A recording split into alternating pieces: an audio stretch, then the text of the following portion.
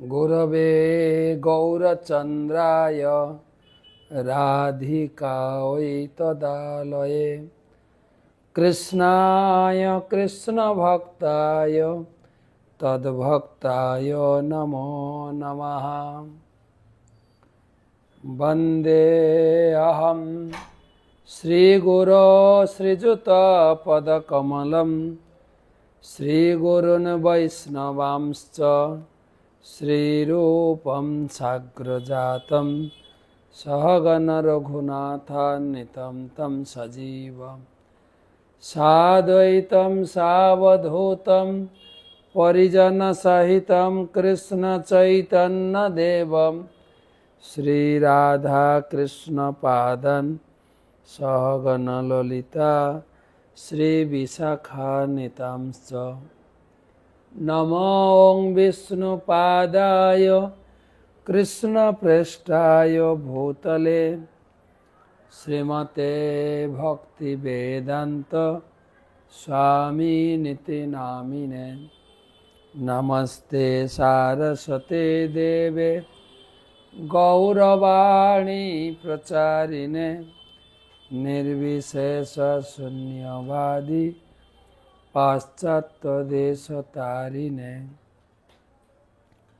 जय श्री कृष्ण चैतन्य प्रभु नित्यानंद श्री अद्वैत गदाधर श्रीवासदि श्री गौर भक्तबिंद। हरे कृष्णा कृष्णा कृष्णा हरे हरे, हरे राम राम राम हरे हरे। ओम नीलाचल निवासाय नित्याय परमात्मने बलभद्र सुभद्राभ्याम जगन्नाथाय ते नमः।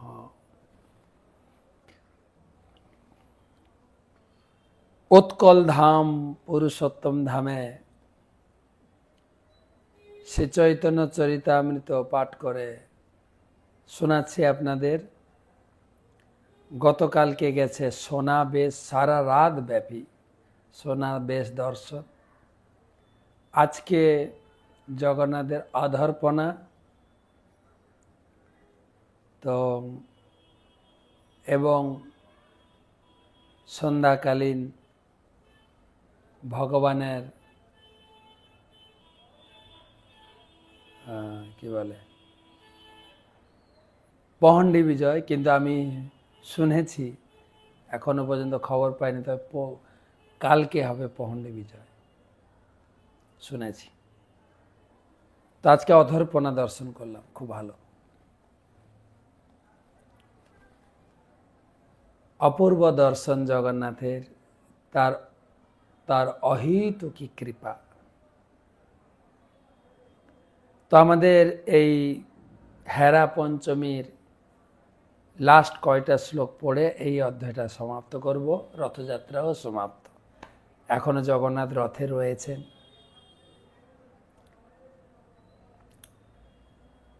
জয় জয় শ্রী চৈতন্য জয় নিত্যানন্দ জয়াদ্বৈত চন্দ্র জয় গৌরভক্তবৃন্দ। জয় জয় গৌরচন্দ্র জয় নিত্যানন্দ জয়াদ্বৈত চন্দ্র জয় গৌরভক্তবৃন্দ। শ্রী চৈতন্য মহাপ্রভুর জয় হোক, চৈতন্য মহাপ্রভু অনন্ত পার্শ্বদের জয় হোক। এবং চৈতন্য মহাপ্রভু লীলা শ্রবণকারী সমস্ত ভক্তমণ্ডলী আপনাদের সকলের জয় হোক। গুরু পাদ পদ্মে প্রণাম নিবেদন করে তার আশীষ প্রার্থনা করি। নমঃ বিষ্ণুপাদায় কৃষ্ণপ্রেষ্ঠায় ভূতলে শ্রীমতে জয়পতাকা স্বামিনিতি নামিনে। নমাচার্য পাদায় নিতাই কৃপা প্রদায়িনে গৌরকথা ধামদায় নগর গ্রাম তারিণে।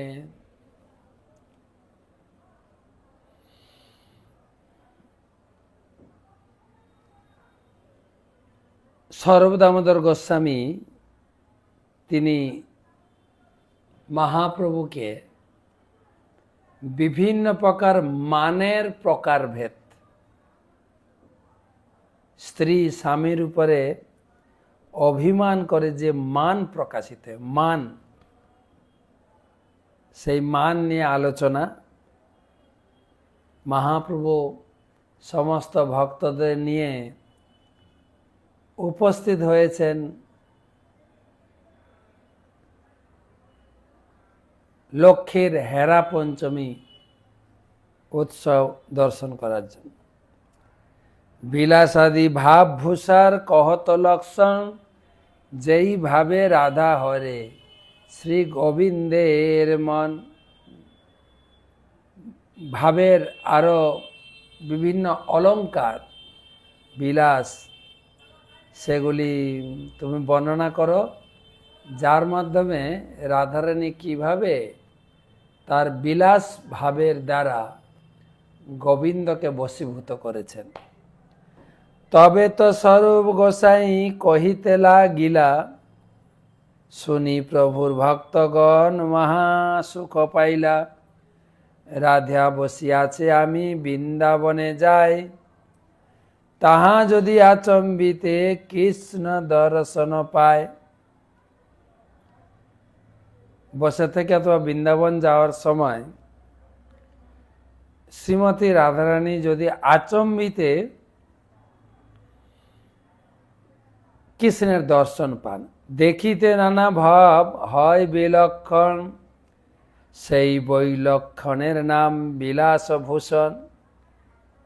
হঠাৎ রাধারানী বসে আছেন, কৃষ্ণ চলে এসছে, অথবা বৃন্দাবন যাওয়ার পথে কৃষ্ণের সঙ্গে হঠাৎ দেখা, সেই সময়ে যে নানা প্রকার ভাব পরিলক্ষিত হয় সেগুলো হচ্ছে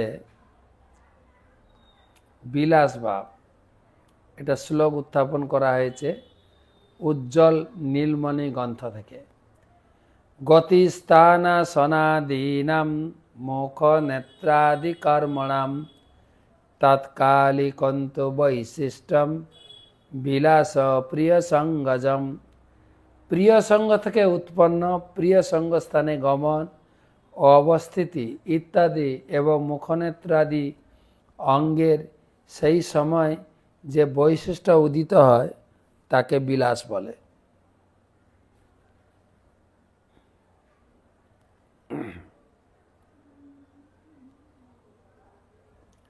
লজ্জা হর্ষ অভিলাষ সম্ভ্রম বাম্য ভয়, এত ভাব মেলি রাধার চঞ্চল করয়। পুর কৃষ্ণা লোকাত স্থগিত কুটিলাস্যা গতিরভূত, তিরশ্চীনম কৃষ্ণাম্বর দরবিতম শ্রীমুখমপি। চলত্তারম স্পারম নয়ন যুগমাভূম ভোগ্নমিতিসা, বিলাসাখ্য সালঙ্করণ বলিতা শীত প্রিয় মুদে। শ্রীমতী রাধারানী যখন শ্রীকৃষ্ণকে তার মুখ দর্শন করলেন, তখন তার গতি স্তব্ধ হল, তিনি কুটিল ভাব ধারণ করলেন। যদিও তার বদনারবিন্দ নীল বস্ত্রে স্বল্প আচ্ছাদিত ছিল, তবুও তার তারকাসরিত নয়ন যুগল বিস্ফারিত, চঞ্চল ও বক্র হল। তার বিলাসরূপ অলঙ্কারে মণ্ডিত হয়ে তিনি শ্রী কৃষ্ণ সুখ উৎপাদন করতে লাগলেন। কৃষ্ণ আগে রাধা যদি রহে দণ্ডাইয়া, তিন ভঙ্গে রহে ভ্রু নাচাইয়া। শ্রীমতী রাধা যদি কৃষ্ণের সামনে দাঁড়ান, গ্রীবা কোটি চরণ এই তিনটা বাঁকা হয়ে যায়, ভঙ্গ হয়, ত্রিভঙ্গ হয়ে যায়, এবং ভ্রু যুগল নাচতে শুরু করে। মুখে নেত্রে হয় নানা ভাবের উদ্গার, এই কান্তা ভাবের নাম ললিত অলঙ্কার। মুখে বা চোখে চঞ্চলতা, এগুলো কেবল ললিত অলঙ্কার। বিন্যাস ভঙ্গিরঙ্গ্যান ভূ বিলাস মনোহরা সুকুমারা ভবেৎ যত্র ললিতম তৎ দারহিতম তৎ উদাহৃতম।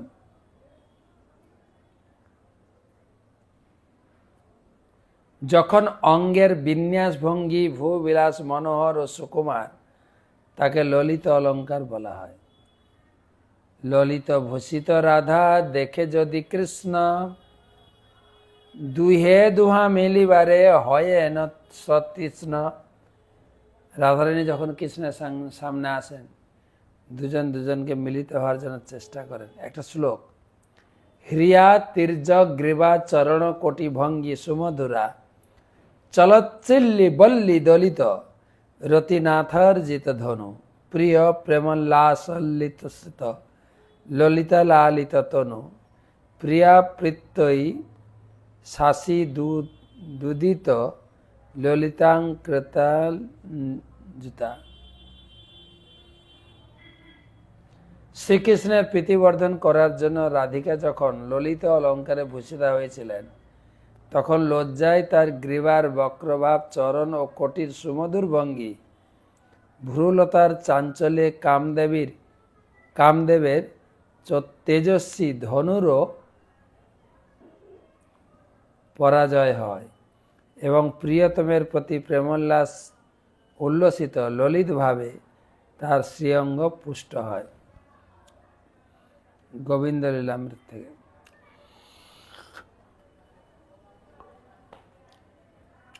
লোভে আসি কৃষ্ণ করে কঞ্জুকাকর্ষণ। কঞ্জু মানে বস্ত্র। কৃষ্ণ রাধারানী বস্ত্র ধরতে চায়। অন্তরে উল্লাস রাধা করে নিবারণ। যে রাধারানী অন্তরে আনন্দিত হয়, বাইরে ক্রোধ প্রকাশ করে না। বাইরে বাম্রতা কোত, ভিতরে সুখ মানে কুট্টুমিত নাম এই বাপ বিভূষণ। আগে ছিল ললিত মান, ললিত করণ বিলাস।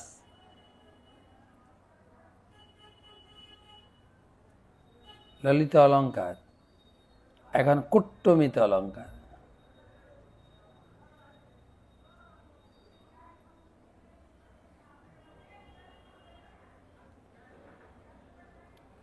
স্তনধরাদিগ্রহণে হিত প্রীতাবপি সম্ভবাত বহিক্রোধ ব্যথিতবৎ প্রক্ত কুট্টমিতং বুধৈ।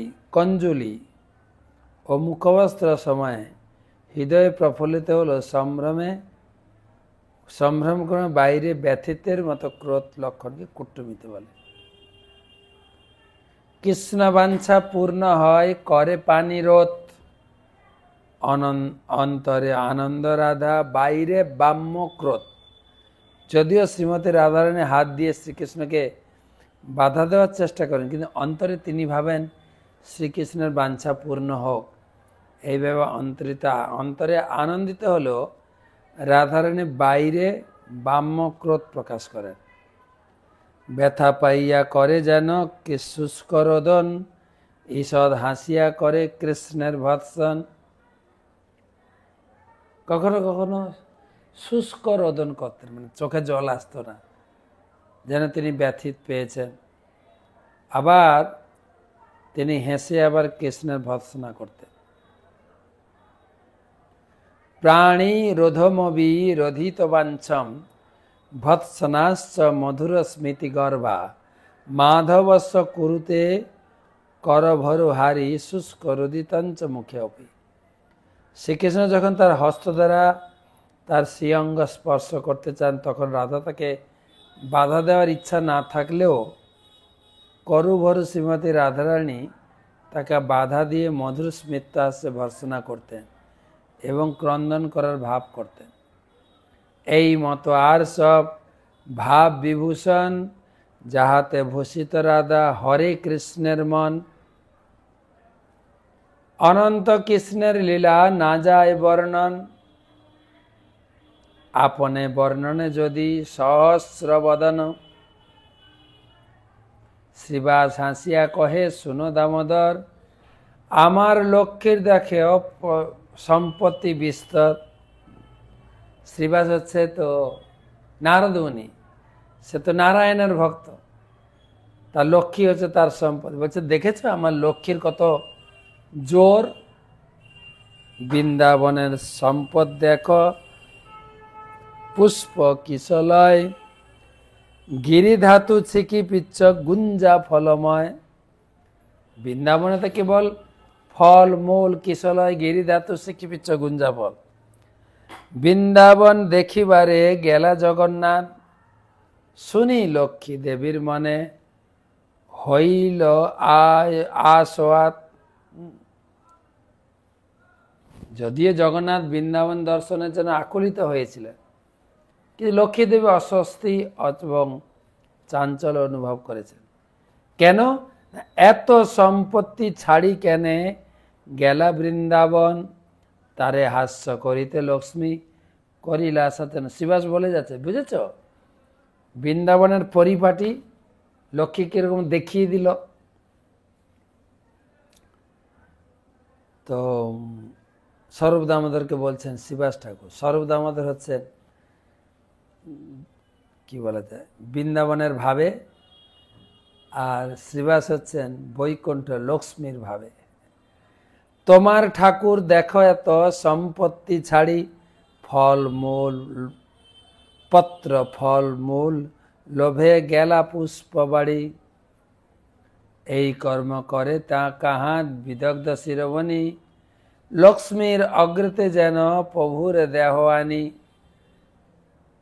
লক্ষ্মী দেবীর দাসীরা জগন্নাথের সেবকদের বললেন, দেখো লক্ষ্মী দেবীর এত ধন সম্পদ ছেড়ে কেন তোমাদের ঠাকুর ফলমূলের লোভে বৃন্দাবনে গেছে। সর্ব বিষয়ে অত্যন্ত পারদর্শী হওয়া সত্ত্বেও তিনি এই ধরনের একটা বিপরীত কাজ করলেন কেন? এক্ষুনি তোমাদের প্রভুকে লক্ষ্মী দেবীর সামনে হাজির করো। এত বলিল মহালক্ষ্মীর সব দাসীগণে, কোটি বস্ত্রে বান্ধি আনে প্রভুর নিজগণে। লক্ষ্মীর চরণে আনি করাই প্রণতি, ধন দণ্ড লয় আর করাই মিনতি। এই বলে জগন্নাথের সেবকদের বেঁধে লক্ষ্মীর চরণে এনে ফেলছে। রথের উপরে করে দণ্ডের তাড়ন, চোর প্রায় করেন জগন্নাথের সেবন।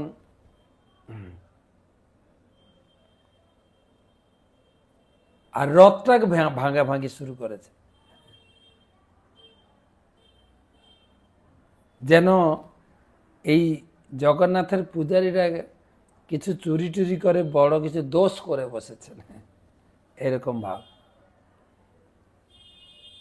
সব ভৃত্য গণ কহে জোড় করি হাত, কালি আনি দিব তোমার আগে জগন্নাথ। আমাদের ছেড়ে দাও, কালকে আমরা জগন্নাথকে ফেরত নিয়ে যাব।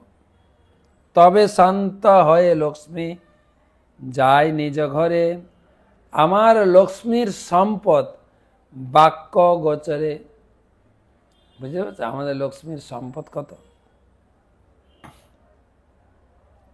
দুগ্ধ আউটি দধি মথে তোমার গোপীগণে, আমার ঠাকুরানী বৈশে রত্ন সিংহাসনে। হ্যাঁ, তোমার বৃন্দাবনের গোপীরা জাল দিয়ে দুধ ফোটায়, দধি মন্থন করে, কিন্তু আমার ঠাকুরানী রত্ন সিংহাসনে রানী হয়ে বসে থাকেন। নারদ প্রকৃতি শ্রীবাস করে পরিহাস, শুনে হাসে মহাপ্রভুর যত নিজ দাস। শ্রীবাস ঠাকুর তো নারদের ভাবে লক্ষ্মীর প্রশংসা করে যাচ্ছে, আর সবাই খুব হাসছে। প্রভু কয়ে, শ্রীবাস তোমাতে নারদ স্বভাব, ঐশ্বর্য ভাবে তোমাতে ঈশ্বর প্রভাব। ইহ দামোদর সবু শুদ্ধ ব্রজবাসী, ঐশ্বর্য না জানে ইহ শুদ্ধ প্রেমে ভাসী। মহাপ্রভু এটা সমাধান করছেন, তোমার লক্ষ্মী হচ্ছে সম্পদের ভারী গৌরী, এরা বৃন্দাবনের গোপী ভাব সরল। স্বরূপ কয়ে শ্রীবাস শুনো সাবধানে, বৃন্দাবন সম্পদ তোমার নাহি পারে মনে। হে শ্রীবাস, তুমি এত কিছু কথা বলে গেলে, বৃন্দাবন সম্পদ সম্বন্ধে, বৃন্দাবনের সম্পদ সম্বন্ধে তোমার কোনো আইডিয়া আছে? বা আগে বলা হয়েছিল মনে আছে? বৃন্দাবনে সাহজিক যে সম্পদ সিন্ধু, দ্বারকা বৈকুণ্ঠ সিন্ধু তার এক বিন্দু। বৃন্দাবনে যে সম্পদ আছে, দ্বারকা বৈকুণ্ঠের যা সম্পদ আছে, বৃন্দাবনের এক বিন্দুর সঙ্গে তুলনা করা যাবে না। পরম পুরুষোত্তম কৃষ্ণ ভগবান, কৃষ্ণ যাহা ধ্বনি তাহা বৃন্দাবন ধাম। চিন্তামণিময় ভূমি রত্নের ভুমন, চিন্তামণিগণ দাসী চরণভূষণ। কল্পলত বৃক্ষলতার যাহা সাহজিক বন, পুষ্পফল বিনা কেহ না জাগে অন্নধন। অনন্ত কামধেনু তাহা করে ফিরে বনে বনে, দুগ্ধ মাত্র দেন কেহ না মাগে অন্নধনে। সহজে লোকের কথা যাহা দিব্য গীত, সহজ গমন করে ঐচ্ছ নিত্যে প্রবৃত। বৃন্দাবনী তো কামধেনু এবং রত্ন, চিন্তামণি রত্ন দিয়ে গড়া আছে। তুমি কি মনে করছো? চিন্তামণি পকর সদ্মসু কল্পবৃক্ষ, লক্ষাবিতেষু সুরবীর অভিপালয়ন্তম। লক্ষ্মী সহস্র শতসম্ভ্রম সেব্যমানম, গোবিন্দমাদি পুরুষম তমহম ভজামি। চিন্তামণি দিয়ে, আমি আগে একবার কাহিনী বলেছি, বৃন্দাবনে একজন শেঠ এসেছিলেন। হরিদাস যে গায়ক ছিলেন, তানসেনের গুরুদেব ছিলেন, হরিদাস ঠাকুর না, তো তার কাছে গান শুনতে এসেছিলেন একজন রাজা। তিনি গান শুনতে এসেছিলেন ছদ্মবেশে। তো গান শোনার পরে রাজা বা শেঠ ধনী লোক ম্যাডাম, তো রাজা জিজ্ঞাসা করলেন যে আপনার আমি কিভাবে সেবা করতে পারি?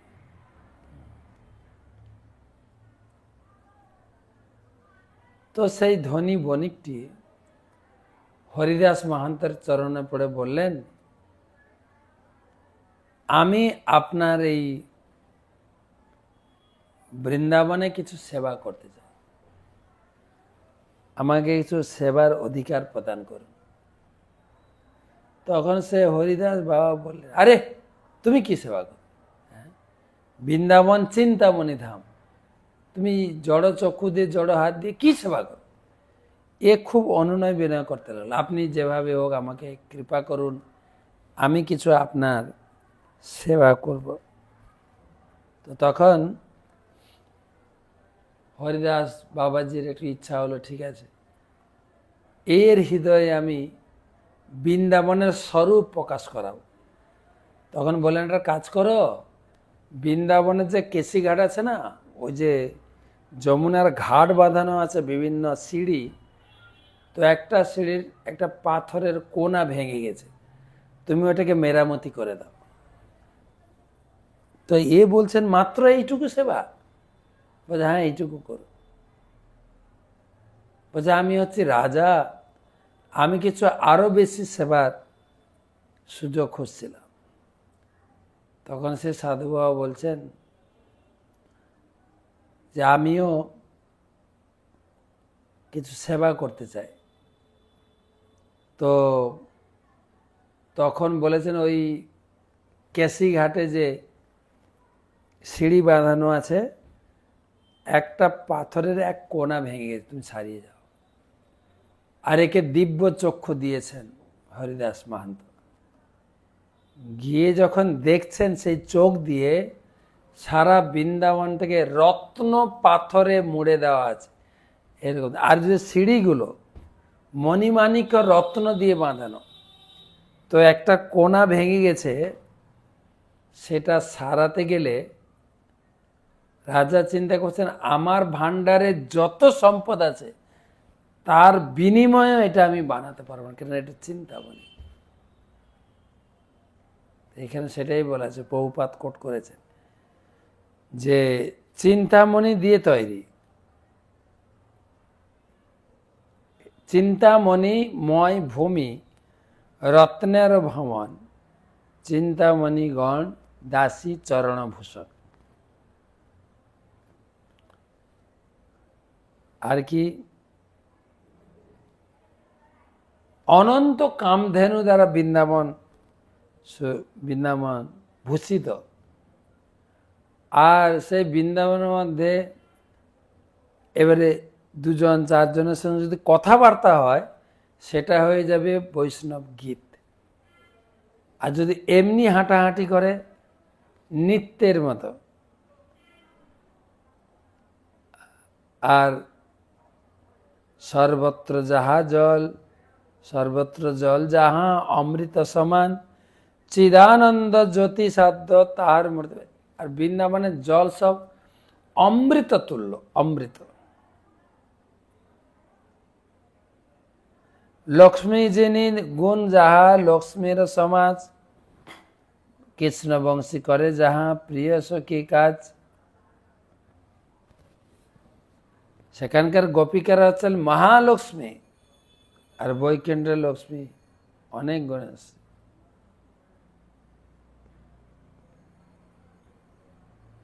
শ্রিয়ঃ কান্তঃ কান্তঃ পরম পুরুষ কল্পতরব, ধ্রুমা ভূমিশ্চিন্তামণি গণময়ী তয়মৃতম। কথা গানম নাট্যম গমনমপি বংশী প্রিয় সখী, চিদানন্দম জ্যোতি পরমপি তদা সাধ্যমপি চ।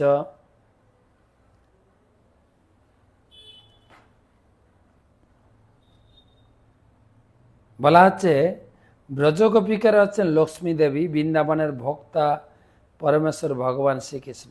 সেখানকার তরুলতা কল্পবৃক্ষ এবং ভূমি চিন্তামণির দ্বারা রচিত। সেখানকার জল অমৃত, কথা গান গমন নৃত্য শ্রীকৃষ্ণের বংশী প্রিয় সখী। এই সেই স্থান চিদানন্দ জ্যোতির দ্বারা উদ্ভাসিত। তাই বৃন্দাবন ধাম কেবল একমাত্র আস্বাদ্য। আরেকটি শ্লোক বিল্বন ঠাকুরের লেখনী থেকে। চিন্তামণি চরণভূষণ মঙ্গনানাম, সিঙ্গার পুষ্পতরব স্তরব সুরাণাম। বৃন্দাবনে ব্রজধনম ননু গামধেনুম, বৃন্দাতি চেতি শোক সিন্ধুরহ বিভূতি। ব্রজগোপীদের চরণে ভূষণ চিন্তামণি। সেখানকার বৃক্ষরাজি কল্পবৃক্ষ এবং সেই বৃক্ষের ফুলগুলি দিয়ে ব্রজগোপিকা শৃঙ্গার করে। বৃন্দাবনের গাভীগুলি কামধনু এবং গাভীগুলি বৃন্দাবনের প্রকৃত সম্পদ। বৃন্দাবনের ঐশ্বর্য আমাদের সমুদ্রের মতো।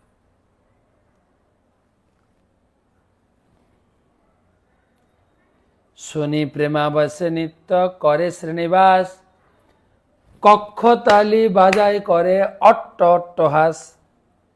কক্ষতালি মানে হাততালি দিয়ে, বা কক্ষতালি এরকম বলে, বগল বাজানো বলে না, বগলও বাজায় আর দেয় হরিবল।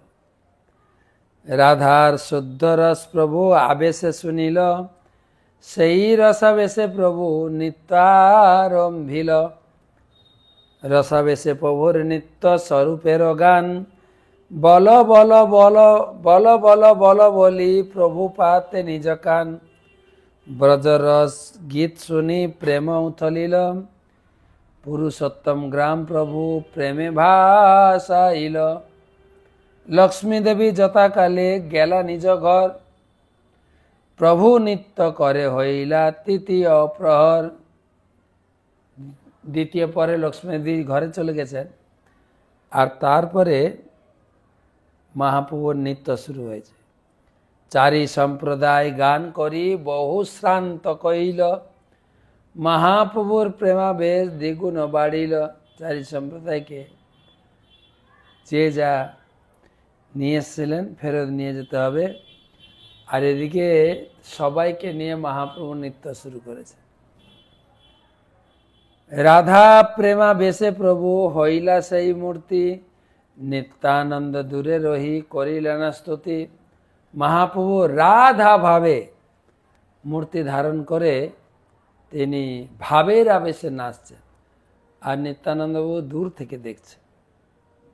নিত্যানন্দের দেখিয়া প্রভু, নিত্যানন্দ দেখিয়া প্রভুর ভাবাবেশ, নিকট না আইসে রহে কিছু দূরদেশ।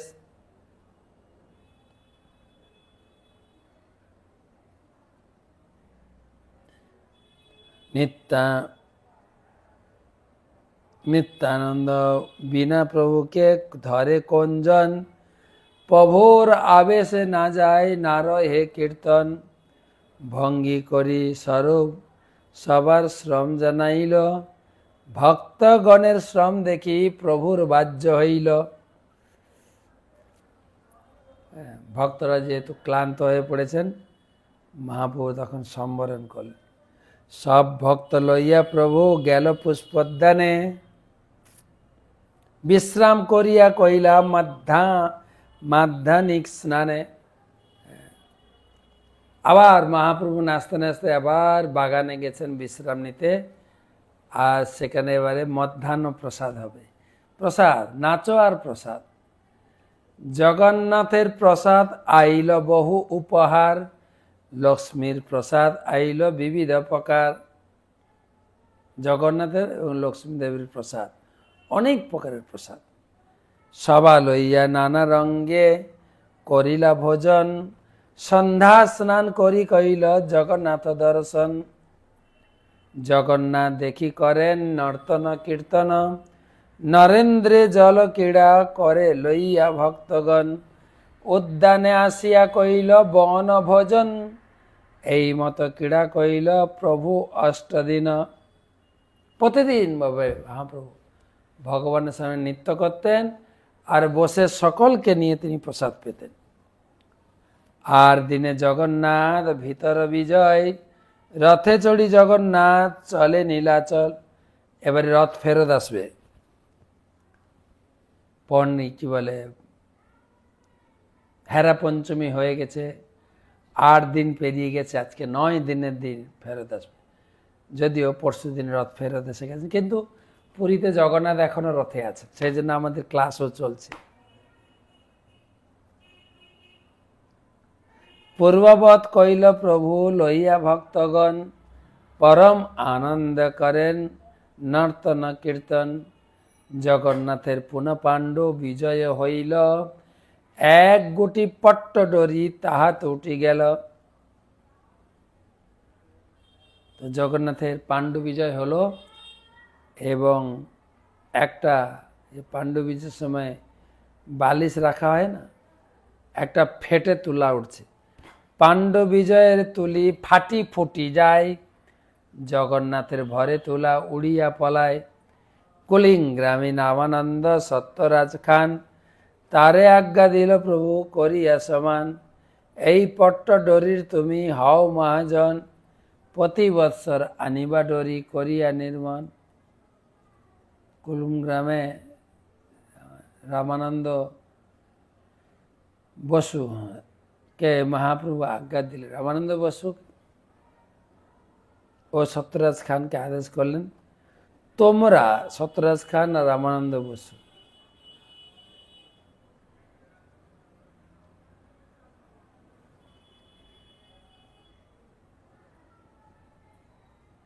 এত বলি দিলা তারে ছিন্ডা পট্ট ডরি, তাহা দেখি করিবে ডরি অতি দৃঢ় করি। এরপর একটা ছেঁড়া পট্ট ডরি দেওয়া হলো, খুব শক্ত করে এই দড়ি তৈরি করে আনবে। একটা স্যাম্পল দেওয়া হলো যে প্রতি বছর এই ধরনের মোটা দড়ি তুমি নিয়ে আসবে। সত্যরাজ খান কুলিন গ্রাম থেকে। এই পট্টডোরিতে হয় শেষ অধিষ্ঠান, 10 মূর্তি হইয়া যেহ সেবে ভগবান। এটা দড়ি নয়, এটা হচ্ছে অনন্ত শেষ। 10 রূপ ধারণ করে জগন্নাথের সেবা করেন। ভাগ্যবান সত্যরাজ বসু রামানন্দ, সেবাজ্ঞা পাইয়া হইল পরম আনন্দ। প্রতিবৎসর গুন্ডিচাতে ভক্তগণ সঙ্গে, পট্টডোরি লইয়া আইসে অতি বড় রঙ্গে। এখনো শুনেছি এই জগন্নাথের পট্টডোরি বাংলা থেকেই আসে, এত বড় কাছি। তারপরে যেরকম শিবানন্দ সেন গৌড়িয়ার সব ভক্তদেরকে নিয়ে আসতেন দল বেঁধে রথযাত্রার আগে, এখনো সেই রাঘবের ঝালি বা বাংলা থেকে আম, কাঁঠাল, কলা সব ঝুড়ি ঝুড়ি করে নিয়ে আসেন। আমরা একবার সেই রিসেপশনে ছিলাম, আমাদেরকে গুন্ডিচা মন্দিরের ভক্তরা আহ্বান করেছিলেন যে মহাপ্রভুর সময় যে বাংলা থেকে বিভিন্ন জিনিসপত্র আসতো পুরীতে, পট্টডোরি মানে এই দড়ি, তারপরে ফল মূল, যা যা জগন্নাথের সেবার জন্য এখনো আসেন। চলুন আমরা রিসেপশন করব। একবার দেখার সৌভাগ্য হয়েছিল শেষের দিকে। এবারে তবে জগন্নাথ যাই বসিলা সিংহাসনে, মহাপ্রভু ঘরে আইলা লইয়া ভক্তগণে। এই মতো ভক্তগণে যাত্রা দেখাইল, ভক্তগণ লইয়া বৃন্দাবনকে লিখইল। চৈতন্য গোসাইর লীলা অনন্ত অপার, সহস্র বদন যার নাহি পায় পার। শ্রী রঘুনাথ পদে যারাস, চৈতন্য চরিতামৃত কহে কৃষ্ণ দাস। ইতি হেরা পঞ্চমী নামক চৈতন্য চরিতামৃতের মধ্যলীলার 14 পরিচ্ছেদের ভক্তি বেদান্ত তাৎপর্য।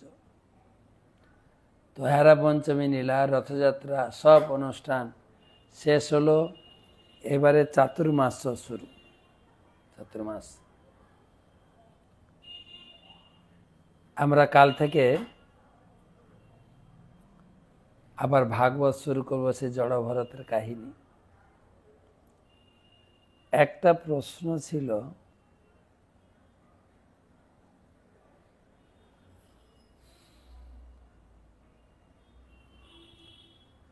মহারাজ আপনার চরণে প্রণাম। একটা জিজ্ঞাসা ছিল, 3য় অধ্যায় 12 নম্বর শ্লোকে গীতায় বলেছে, যা কিছু দেবতাকে অর্পণ করে তুমি পাও না কেন?